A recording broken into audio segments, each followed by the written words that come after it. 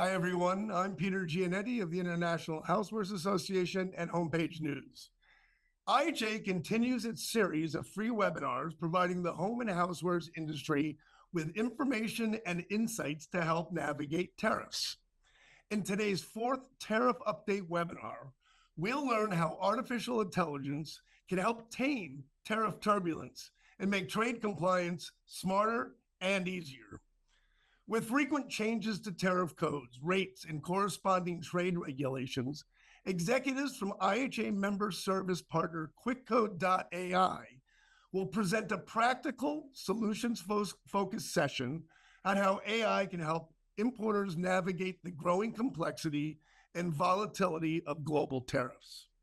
This session will also present a live demonstration of the Quickcode AI-powered trade compliance platform, highlighting its tariff classification tools, real-time update monitoring, and compliance data intelligence features. The IHA Quickcode partnership offers discounted pricing for IHA members. We'll provide details on how to participate in the discounted program at the end of today's session. We'll also leave some time at the end of today's session for questions. You can use the Q&A function at the bottom of your Zoom window to submit those questions. Please note, however, that today's presentation is neither intended nor presented as legal advice, and our guests from Quickcode can only answer questions related specifically to the content of their presentation today and the Quickcode AI-powered platform. Please consult your custom brokers or other authorized representatives for other matters related to tariff and trade compliance. With that, I'd like to welcome Shannon Hines, co-founder and CEO of Quickcode.ai. Shannon will provide some opening insights before turning things over to Customer Service Associate Herb Kloffenstein for a demonstration of the Quickcode platform. Shannon, it's all yours. Great. Thank you, Peter, so much. Let me share my screen here. Can everybody see that? Yeah. I'm really excited to be here. As Peter mentioned, I am the co-founder of Quickcode, and I'm joined by Herb today, who leads our customer success activities. Thanks to all of the IHA for having us. We're really excited to be here. Today, we're talking, as Peter said, about how AI can help you navigate today's ever-changing tariff landscape. And it really is a crazy time right now, I think, as everyone would agree. For all of you trade compliance professionals out there, we do see you here at Quickcode. While the past 6 months have been unbelievably overwhelming, the complexity of the tariff landscape actually has been growing steadily for a few years now. This tariff journey started in 2018 when President Trump instituted the first round of Section 301 tariffs on China. Those tariffs ranged from 7 to 25%, and importers have sort of just gradually accepted them and instituted them, put them into their pricing. But in the interim, in those intervening 7 years, President Biden added to those tariffs. He did not take them away. Products are even more complex. Every year, they're getting more and more complex. And the pool of seasoned experts like yourselves is actually starting to shrink. And as people are starting to retire and leave the workforce naturally. And the biggest thing, of course, as you know, is that the pile of potential tariffs and regulations is growing at an unprecedented rate. It's so critical now that your organization consider tariffs as well as other compliance requirements during the procurement and product development process. But unfortunately, that just isn't happening in most organizations because trade compliance professionals like you are bogged down just trying to keep up with this endless barrage of compliance changes. In the past week alone, we had an increase from 25 to 50% on steel and aluminum products, except for those from the UK. We've had 10 PGA updates, sorry, not new. We've had a correction to that list of steel and aluminum products to correct for a mistake in a previous publication. By our own count at Quickcode, there have been 39 case updates to anti-dumping and countervailing cases. And in case you think those cases do not apply to you, they actually apply to all kinds of products from all over the globe, including things like olives, mushrooms, pillows, furniture of all kinds, sinks, and bowls. It's really, it's a lot of things. And I just saw this morning, I don't know if you guys saw it, that the president is about to finalize or at least move in the direction of another trade deal with China that will change that tariff rate again. And so we'll be doing it all over again. So this is no doubt a moment of pressure for you, but it is also a moment of opportunity for you. It's an opportunity to serve as a subject matter expert in your organization, which many of you already are. It's an opportunity to have effect on your company's bottom line. It's an opportunity for you to have a seat at the table and grow your own influence. So there really is a lot of things to celebrate about this time, even though it's really overwhelming. And I would say, I know what you're saying when you're sitting there. Why do I need an AI platform to help me do a job? Can't I just do it the way I've been doing it all along? I would like to know if this spreadsheet looks familiar to you. I talk to dozens of trade compliance professionals every single month. And one thing I find out from them is almost all of them are using a spreadsheet to store and manage their compliance data. An Excel spreadsheet is a beautiful thing. I love Excel spreadsheets. You can sort them, you can filter them, you can search them, you can export them. And as beautiful as they are static. They're not dynamic. It can't keep up with live regulatory changes. And one of the biggest challenges I would think that we've had in trade compliance is that we have not enjoyed the same level of technology investment that other industries have seen in the past couple of decades. So you are spending a ton of time chasing compliance changes, fixing them in your spreadsheets instead of being proactive and helping the organization stay ahead. It's not a good use of your time. It isn't helping you proactively inform the other parts of your organization who truly need visibility into this changing tariff data in order to efficiently source product materials and maximize their profit. And so this is where AI becomes a game changer and why we're so passionate about building and sharing AI. AI doesn't replace your expertise, it amplifies it. It is a human job, it has been, it continues to be. And an AI-powered teammate can help you identify proper HTS codes, surface relevant tariff codes, relevant PGAs, AD/CVD duties, free trade agreements, all in seconds. I would say the biggest takeaway that I hope you get from today is that AI is not just a nice to have. It is actually a have to have. These tariffs are not going away. The complexity continues, and you have to be armed with the proper tools. So with that, I am going to turn it over. As you probably guessed, we have a product, Quickcode, that helps you manage all of this. I'm going to turn it over to my colleague, Herb Klopfenstein, who is going to perform a demo of the Quickcode product. So thanks, Herb, take it away. Awesome. Thank you, Shannon. Let's see here. Perfect. And can you all see my Quickcode screen here? Yes.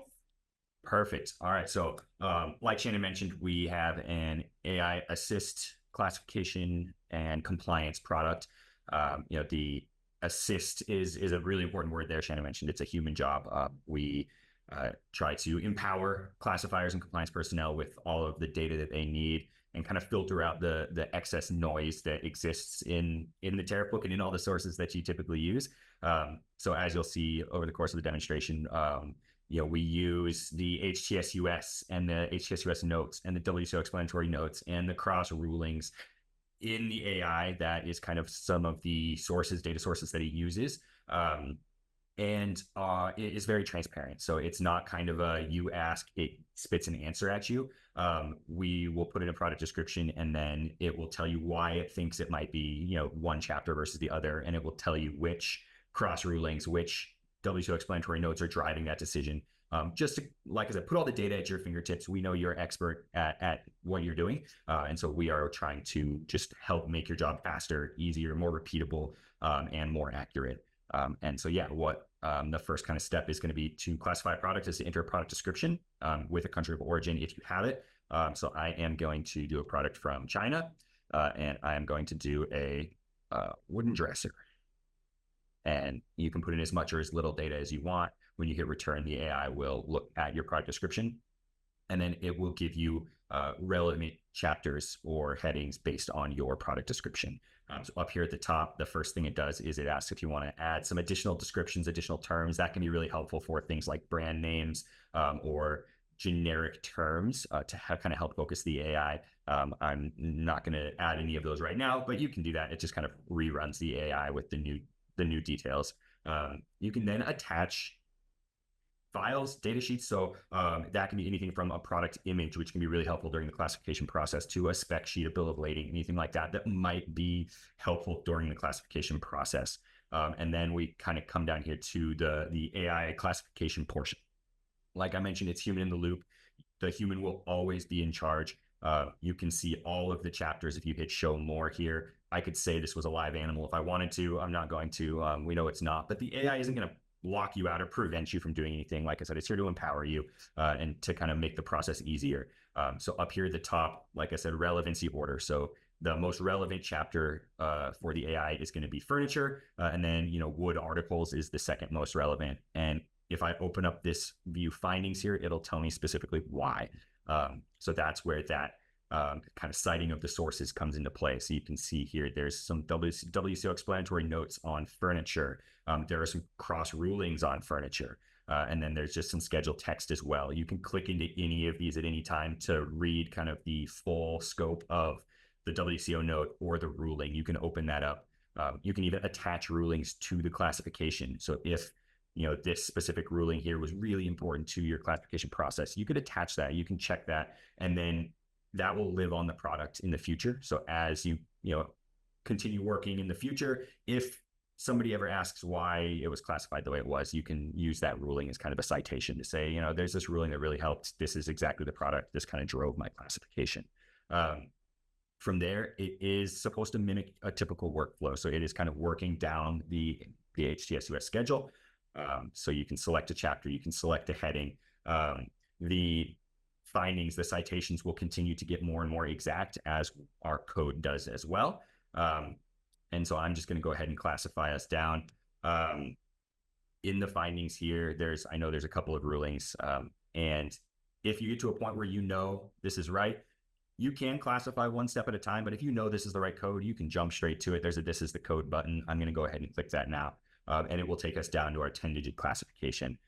Once you're at the 10-digit classification, you can look at things like, straight out of the tariff book, the rates, the units of quantity, some of these footnotes that are additional tariffs. And this is where it gets really important, because if, somebody was just looking at the classification, you'd say, oh, this is free. Awesome. That's great. But when we get down to this additional compliance section down here, that is where we get into some of those additional tariffs. So if I open up the additional tariff section, you can see there's some China tariffs. There are some of these IEEPA tariffs. There's some of the reciprocal tariffs. And you can add those. You can open up each of these sections and see the details of all of these additional tariffs. This data is updated daily. So anytime there's any changes, like Shannon mentioned, there's been a bunch of changes even this week. Anytime there's any changes to the tariffs, we implement that into the product as soon as possible. And so you can add these additional tariffs to your product. So I'm just going to go ahead and add each of these. There are exceptions to some of them. So for the China, Hong Kong, IEEPA tariffs, it has to do with, educational materials and personal items, things like that. I'm going to go ahead and add all of these, though, for the purposes of this demonstration. And so once you have all those, we do also show some of the other tariffs that might apply. You'll notice these did have a chip that said recommended review. These ones did not. So that has to do with country of origin. Because I selected China as my country of origin, it suggested that I look at the stuff that might apply to China, but we show these other ones as well. If you're looking at sourcing options, it can be really helpful to see all of these that might apply down the line. So I'll go ahead and finish that up. Another big one is anti-dumping cases. So, again, it looked like we were coming in free. We have some additional tariffs, and now there's some anti-dumping cases. You can see there's 175 different producers and exporters. That is what shows here that have anti-dumping cases against them. If you open up this, you can scroll all the way through them all. There's also a search option. So if you have a specific producer or exporter, you can search for them through here as well. If you don't know, the China-wide rate's very high. So we're going from 216%. I know there's an exporter in here called Tradewinds. So let's say I'm using Tradewinds. That's my exporter right here. 6.68% is a lot better than 216%. So that having all that data can be really helpful. So I'll go ahead and add that as well to my product. The last thing for now that we're going to look at is the PGAs. So partner government agencies, we have those as well. What you're going to find in here is stuff like Lacey Act and TSCA. So any of that might be required for your products, any of the wood products are going to have Lacey Act. So we can go ahead and add that, and then Tosca as well. If it does or doesn't apply, you can select those. These are, different programs are required or might be required. So these are both might be required, but you can add those or not if they apply to your product. And now that we've added all of our additional compliance data, there is a calculator here at the bottom. So the calculator is going to be tariff based, and it's going to help you figure out exactly what your tariff is going to be. So, like I mentioned, it looked like it might be free there for a second. But if we're bringing in I'm going to use $100 because it's a nice round number, $100 dresser here. And we have almost $62 of tariffs from our 20%, our 25%, our 10%, and then our anti-dumping case. And, could have been a lot more if the anti-dumping case was up in that 200% range. So it can be really helpful as well to kind of gauge what the tariff is going to be for your product. Shannon mentioned in her presentation getting your product team involved, and something like knowing what the estimated tariffs are going to be for products based on different products. If there are tweaks that you can make to classify it differently. I know some things, it depends on like where stuff is placed. So maybe you go back to the design and kind of help tweak it there. Maybe it's sourcing, but it can be really helpful to kind of help get all the data you need and empower your product team. So getting them involved earlier in the process can be really helpful. Down here at the bottom as well, we have our findings. So here's that ruling I attached earlier. You can see all the other rulings that are applicable to your description and to your 10-digit code as well. So if you wanted to add or remove any rulings, you can do that. Now when we're at the very end here, you can add any notes. So that might be collaboration if you worked with somebody and you wanted to document a conversation, or if you had some sort of an email communication with a customer and you wanted to mark down what they said, that it was XYZ was important in this. You can mark notes, and then you can approve this. And when you approve it, it will generate a PDF report. And what that PDF report is going to do is it's going to stick with your product in Quickcode forever. That way, again, if you wanted to send this data to somebody on your team to say, hey, here's what we're looking at, or if CBP is coming knocking and they want to know, hey, why did you classify it this way? You have that in here as well. And so it's kind of a reasonable care informational document that you can use. It'll live in Quickcode forever. And so you don't have to download it right away. It'll just stick with your Quickcode account, but you can also download those for your own personal files. Once you have finished, I'm going to jump over here. I'm going to open the side navigation really quickly. There's this product table here. And the product table is going to have all of your products that you've classified within Quickcode that you've brought in. And this will help keep your products up to date. So we also have a feature called continuous compliance. And what continuous compliance is going to look like is as new schedules come out, as new PGA requirements come out, as new anti-dumping cases come out, we will update your products continually. So we'll send you notifications if any of your products might have these changes might affect your product. So if a code is no longer valid, we'll tell you that the code is discontinued and how you can update it. Same with any of those 99s. So when the new tariffs change, we'll let you know that there's these new additional tariffs for this set of products. So that can be really helpful just to keep everything up to date and fully accurate within Quickcode.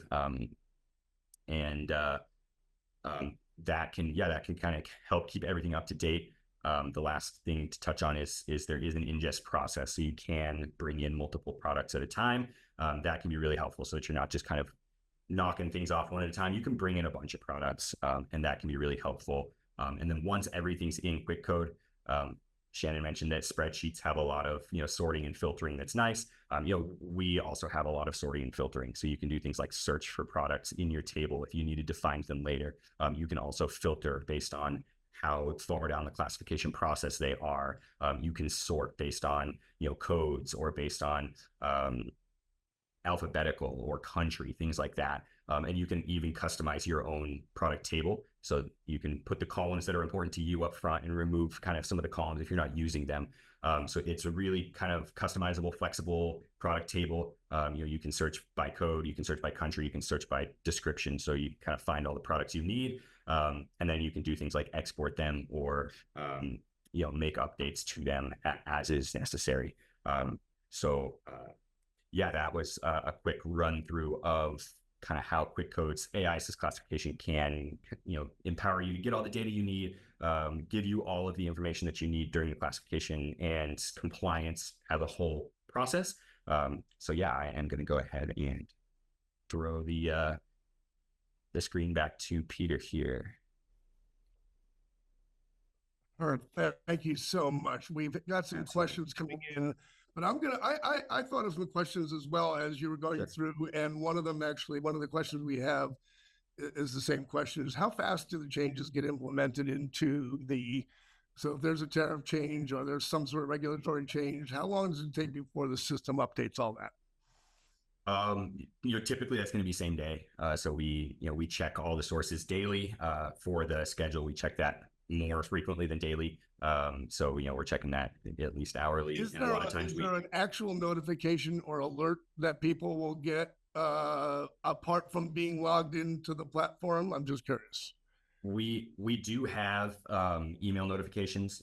Those are customizable, so you can mark whether or not you want to be getting email notifications, and then there's an in-app inbox as well that we'll see a notification on.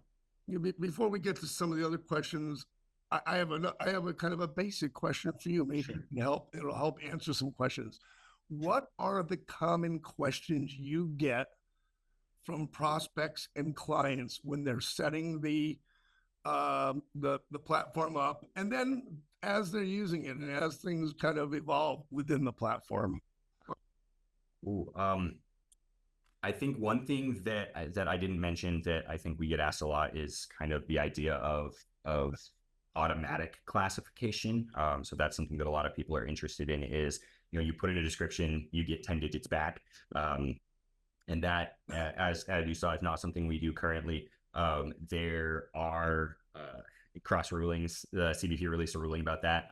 So currently, we won't go past 6 digits automatically. So depending on how exact your description is and how exact the classification is, we can get you automatically to the 6-digit level.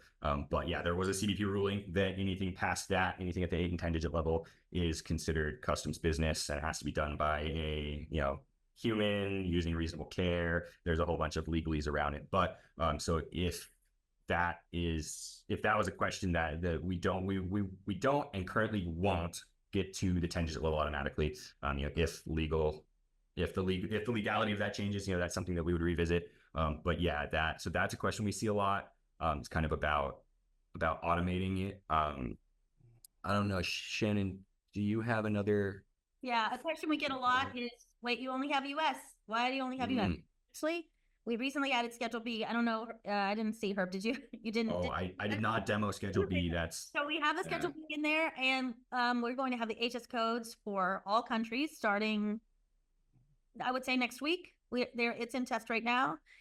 We will have the HS codes. We will have the general rates of duty, and we'll slowly roll out additional compliance data. We find that our customers usually have someone on the ground in their country if they're trying to import into another country. So that what they really need is the HS code, right? That's what they really want, is that country's HS code, and they store that. So we have that. We get that question a fair amount, and we're excited to roll that data out in the next, like I said, next week or so. And Shannon, it seems that we talk about how fast the tariff developments are coming. How fast does the AI technology evolve, and what kind of confidence can you give people that from an AI technology standpoint, this is going to be updated and constantly evolving along with the technology as well? That's a great question, Peter. I should say first and foremost that we actually are AI.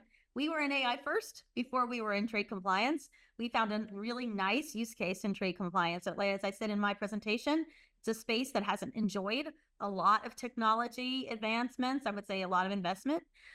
So we follow all the latest trends in AI.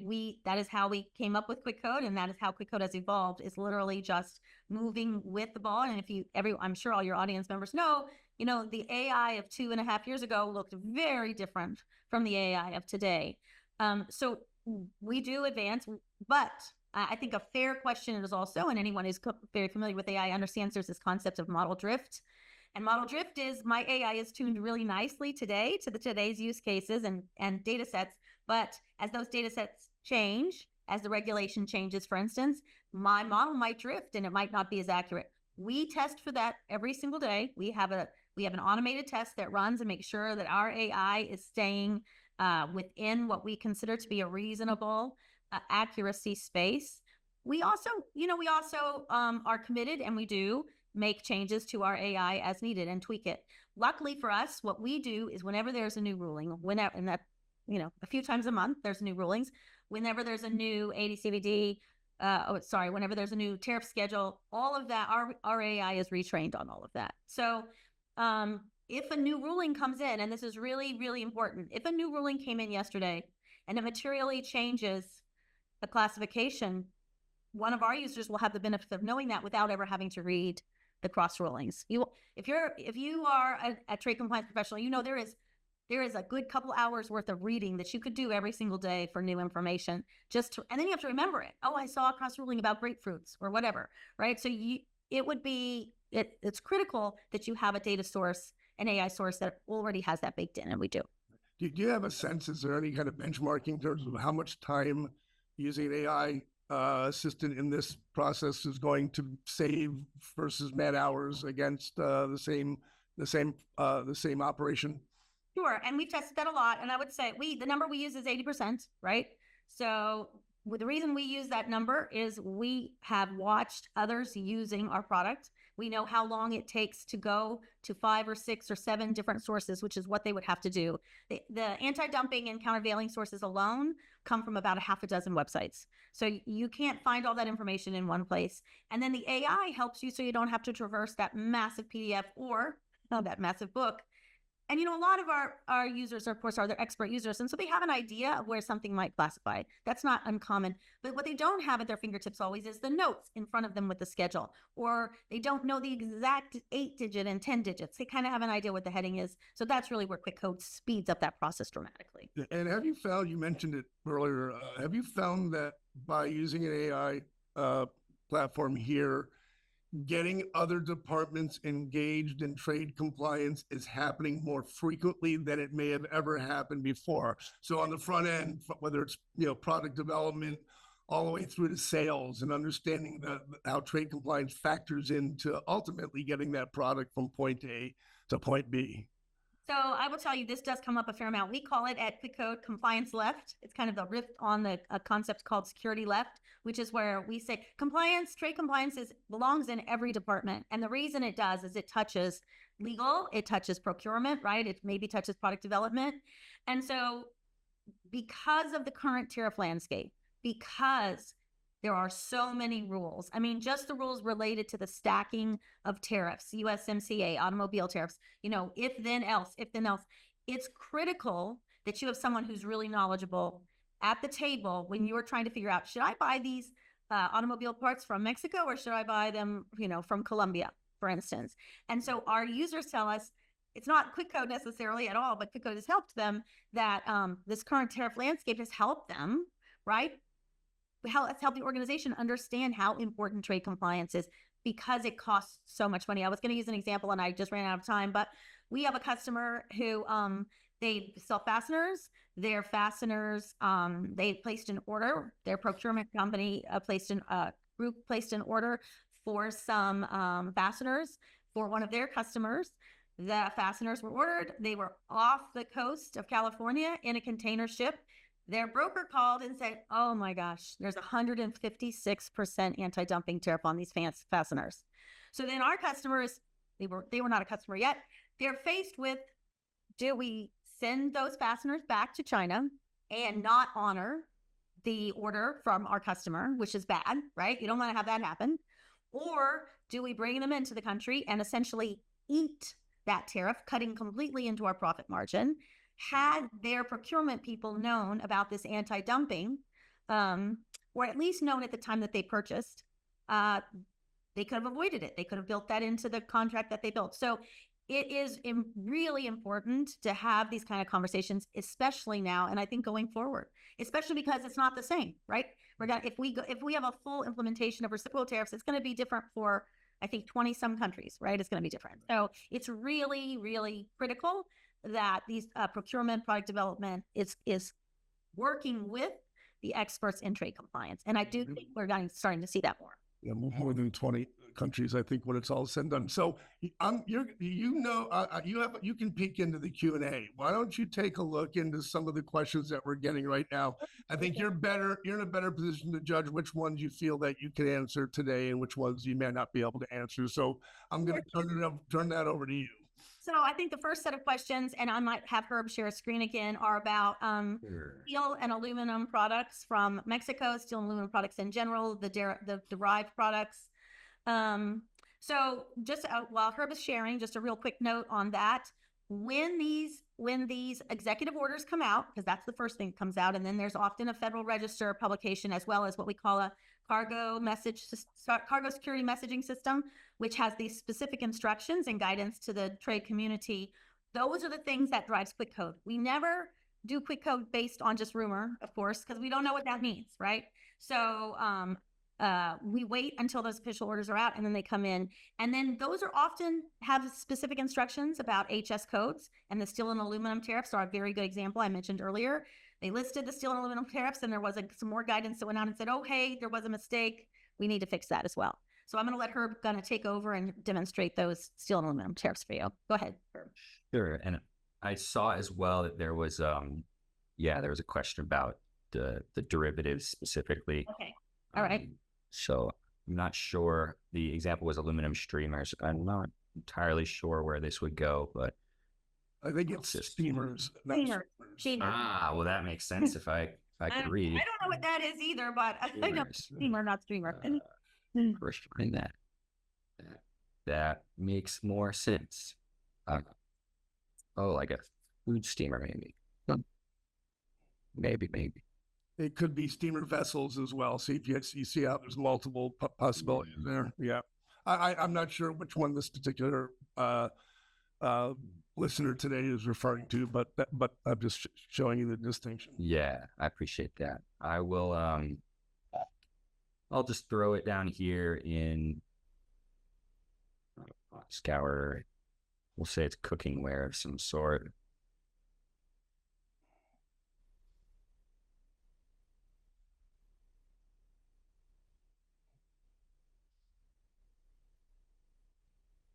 Sure. Looks good. It's always other, right? One thing I also didn't touch on earlier is the special programs. So while I see it here under recommended review, I'll pop in on that as well. So we do have all of the special programs, free trade agreements. You can see those under the special column here. So they're all linked. If you click on any of these, it'll open you to the text of that specific trade agreement. And then if you have a country of origin, it can kind of more smartly help you determine your free trade agreements or your special programs. So like USMCA is here, and you can select that to represent the free tariff instead of the 3.1%. So just wanted to touch on that really quickly. I know we're really here for the aluminum and steel. So we have here some Mexico tariffs, some reciprocal tariffs, and the 232s, the aluminum. And so those do show. One thing we don't currently have in product, but I know we've talked about, and it's on our roadmap, is like the percentages. So if the tariff is X percent, or based on the percent of the product that is aluminum, those, I know there are some highly specific percentage based tariffs, and we don't have that in product today, but that is something on our roadmap. But for now, we do have all of the tariff amounts. So that will be helpful, because I think that's one of the big questions that people have right now with regard to derivative aluminum or steel. What percentage is tariffed, et cetera. So that will exactly. Yeah. And then these will look very similar to the additional tariffs and the reciprocals. We know what those ones look like as well. So all of that will show. I think that, I don't know if there was anything else we wanted to look at in terms of aluminum and steel, but it does show the tariff percentages. So all of that shows down here as well for all of our selected additional tariffs. So we can see this is just an extra 50%. So the product I landed on here didn't have any of those derivative tariffs based on percent of product that's made up of. So maybe I didn't get to a good a good tariff code for this example, and I apologize if that's the case. But we'll share some, and we will share information as to how you can get in touch with Quickcode and then participate in the discounted program before we're done today. Shannon, Herb, take a look at the questions as you go. Anything else in there? Yeah, to answer again, there's some questions around international codes coming. Hopefully you heard that. We'll start rolling out the codes and the general rates of duty. And as you know, you can imagine all the work that's gone into US codes, which are probably the most complex in terms of the tariffs and the rules. Eventually we'll roll those out too. It's a huge lift to get all of the compliance data in. And certainly there are organizations that have done that, but then also to put it into the AI, package it up this way. It's just a big lift. Every country will be its own. So you can imagine it will come, but those are things that will take. It sounds to me like the setup is really very critical here, and that's where the human interaction with this platform is essential. Are there measures to kind of foolproof, human mistakes that might be made in setting up the product catalog, et cetera? Go ahead. That's a good question. So in terms of setup, we've tried to make it pretty foolproof. And also we have Herb always available to help. And in fact, he does. Our customers generally have pretty simple setup, or they have a pretty good idea of what they want to do. So it has not been a huge issue, though I will say, as these tariffs have rolled out, we get more and more complicated situations. But our customers generally, when they first set up, they bring their data in on a spreadsheet. Whatever data is in that spreadsheet, that is what's in Quickcode, and you can sort it, you can filter on it, you can search on it, and you can store it and then export it as well. We find a lot of our customers need to export the data and send it perhaps to their customs broker. That's very common. I'm going to send one, a lot of our customers have a weekly protocol where they send their updated product catalog every week to their customs broker. Our goal is to make it so that customs brokers actually just log in to their Quickcode version. And in terms of then the AI itself, you've seen all the things that we have in place, but at the end of the day, this is designed to be used by a trade compliance professional, not someone off the street, and that's really important. So that is important to know. So the people that are using this have an inherent understanding of a lot of what goes into it to begin with. So right. I'll leave. Yeah. So I saw some questions about ERP integrations. So that is something that we can do. We currently have an active integration with SAP S/4HANA, but we are excited and willing and ready to do more integrations. Those just kind of, we need the assistance of somebody who's using them to kind of help us get that integration going. So ERP integration is certainly something that is feasible and doable, and that we have done in the past. And I kind of in the same vein, I saw a question about bringing in your product database, and that can also certainly be done either via said ERP integration or through the ingest process that I mentioned, where if you have your database on either an Excel or a CSV, you can ingest it and you can bring that in with codes already attached, and we'll check to make sure the codes are still valid on the way in, and kind of bring them in already classified. But then we can also bring in unclassified product descriptions and kind of run the AI in bulk on them. So you have a couple of options as far as getting data into Quickcode. I see. Do you have to pay more to have Schedule B and other country HTS? Not yet. Not yet. We may add that as a paid feature. As of right now, it is included. So Schedule B is on the free tier. I don't want to put too much of a plug for the Quickcode product, but there is a free tier, and the Schedule B is on the free tier. When we add the countries, all the countries in the next few weeks, in the next couple of weeks, they will also be on the free tier, at least initially. But it's okay. Go ahead and explain that you have a free trial program. I think that'll be helpful to people. Okay, so we have a true freemium model in the sense that we have a product that is available forever. That's free. It is limited in the data that you can collect, but it does include the Schedule B, and it will include the country data, but it doesn't have all all that tariff information readily available. And why is that? Because we put a lot of work, as you can see, into the UI to getting it organized nicely so that you can see what it is. So we keep that behind a paywall. So we have that free tier. You can do 10 classifications a month. You can I think Herb might have shown you, but on the left-hand navigation bar, we have a whole bunch of resources, and that includes the full HTSUS with linked notes. Really easy to navigate that, much easier than the PDF and the USITC website. We also have the full database of AD/CVDs and the full cross rulings database. And as Herb mentioned, those are updated every single day. And so AD/CVD database for sure has new stuff almost every single day. The PGA, the cross ruling database is, I would say, maybe a week or a couple of times a week. But whenever it's available, it comes in and we bring it in. There's someone asking if we'll be sharing the links. When we wrap up today, we'll give you all the links you need to follow up with Quickcode, and like I said, we'll share some information on the IHA discount program. There's a question in there about running reports to show duty rates per HCS. I think the broader question is, this platform can run all myriad types of reports based on the query that you give it, correct? Yeah, right. I'll go ahead. I'll let Herb answer that. Go ahead, Herb. Yeah. So you can do all sorts of searching and filtering and exporting based on selections and searches and filters. So that is kind of currently the I would say reporting feature. So we don't have it's not just going to kind of pull up a pop-up report or anything like that, but you can download and it does have all of the data that you would find in Quickcode.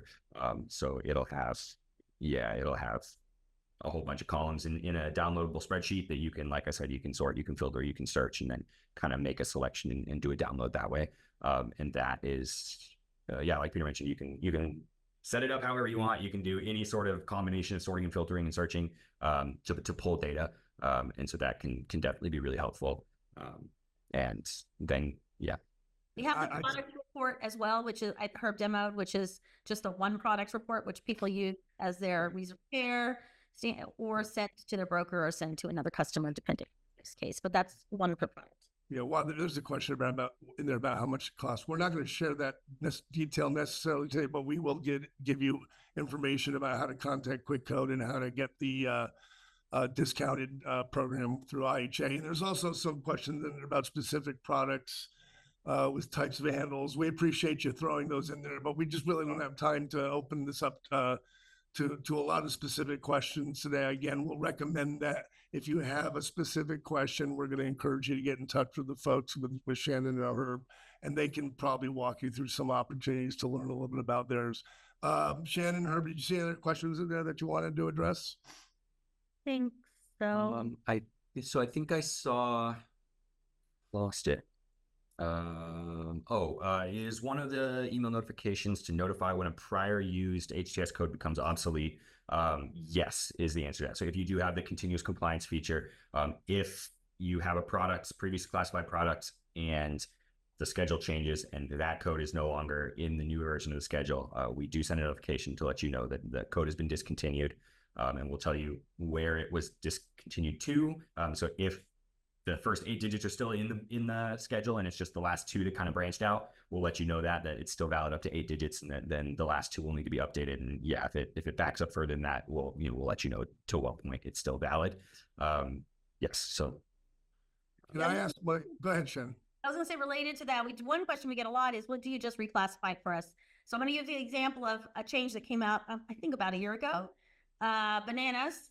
I'm going to say bananas. It might not have been bananas, but they bifurcated the code to organic and regular, right? Before it had just been regular. So of course we don't make a choice for you because we don't know if the bananas you're bringing in are organic or not organic. But that's a kind of example where we see one code go away and 2 new codes result. And so you have to fix that essentially. And yeah, and also it's at the 10-digit level. So the AI is not sanctioned to be making those decisions at this time per CBP. Can I ask the IHA webinar team to drop in that slide that has some of the contact information that we talked about, please?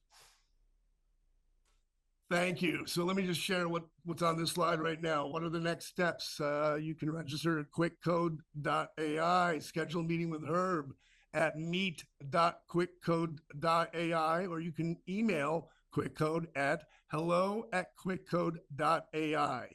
A note on the IHA discount program we have with Quickcode. IHA members receive a 25% discount on Quickcode plans. Contact Jessie at IHA. Her information is here. It's JDESROCHERS@housewares.org, or you can reach her at 1-847-692-0105. We'll leave the screen on, and this will be included in the recording that we're doing. I want to thank Herb and Shannon. It seems like this is a bit of wild, wild west, but while it may seem that way, I think we're a lot further along than wild, wild west right now. Things are happening fast. There are table stakes developing in how to manage this trade compliance almost on an hourly, daily, weekly, monthly basis, and things are changing.